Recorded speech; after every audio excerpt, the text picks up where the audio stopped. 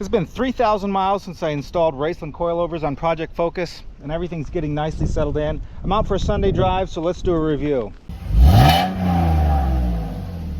These are the lower end Racelands, 450 bucks, so that means they adjust for ride height, but not for stiffness. They go between 1 and 3 inches lowered.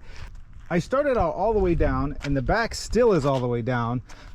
It's settled almost an inch from install, and right now it's just about perfect. You got the same gap all the way around. I really like how it sits.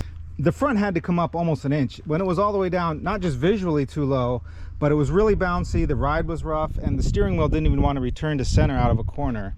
So I lifted it just about an inch, and now it's visually even with the back. Maybe still needs to go up a tiny bit more, but overall they give you plenty of adjustability to get your car sitting right where you want it. I love how it is now. The stance looks great. Completely transforms how the car looks. Never get tired of walking up to a car that's been lowered. I don't know if you can quite see those, but the red springs look good when you see them through the wheels or when you're working under the car. Here they are compared to the old set. They're obviously smaller and much lighter. You don't usually think about saving weight, but it was about 25 bucks all four corners combined, which doesn't sound like much, but this car was under 2,600 stock, and I pulled a bunch of other weight off it, so now it's down under 2,400, which is pretty good. Don't worry about the low price of 450 bucks. I know you can spend 1,200 on a set of coilovers easy. Everything seemed pretty well made and light, but still hefty, if that makes any sense. And they're really well finished. Dust just wipes right off of them. Of course, the real reason to get coilovers is they transform the way your car drives, and these do not disappoint.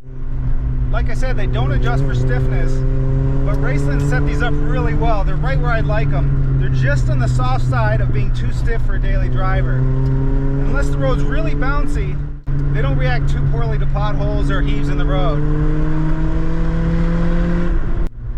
They just do a great job of making the car more happy to move around. With that lowered center of gravity, there's less weight transfer. So every time you turn the steering wheel or hit the brakes or hit the gas, the car's just happier and more eager to do it.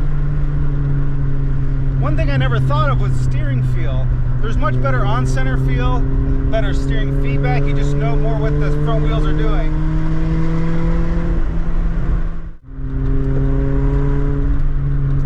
Just overall, the car feels much more athletic, like it's eager to be driven hard. This thing still has all the cheap Ford Focus bushings all around, but you never know it. Every movement feels sharp and crisp. So bottom line, these are worth every bit of the 450 bucks they cost. I've been very happy with the materials, workmanship, how they make the car look, especially how they make the car feel. For the money, they do more than anything else making the car feel like not just A to B transportation. So they transformed this car into an old school hot hatch. It actually feels about like an NC Miata to drive.